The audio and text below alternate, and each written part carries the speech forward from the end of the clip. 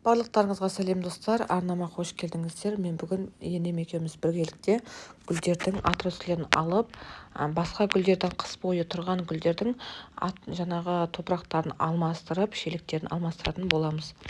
Мына жерде менде орхидея және де алой гүлін алмастырамыз, және де китайский роза бүкілін осылай топырақтарын алмастыратын боламыз. Және де әйел бақты гүлін осылай шелектерін алмастыратын боламыз.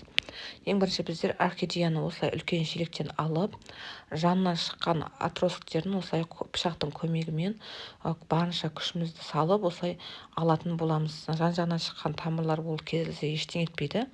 Ол су құйғаннан кейін баяғы өзінің қалпына түсіп өсе береді. Және де осылай жамбасынан алған отростіктерді бөлек шелектерге отырғызамыз. Ал ортасынан үлкен болып өскенді ол өзінің шелегіне немесе басқа үлкен шелекке отырғызуға болады.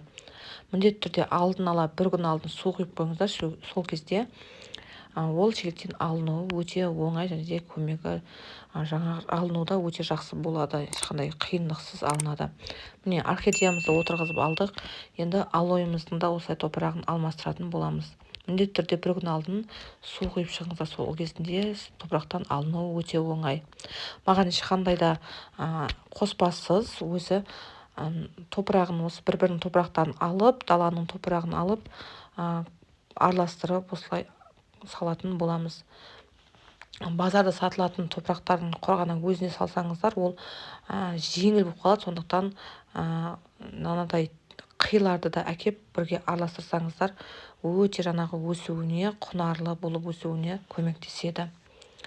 Енді осылай бір-бірінің алып, бір күн алдын немесе жаңағы құмынан алып, басқа үлкен шелектерге отырғызамыз.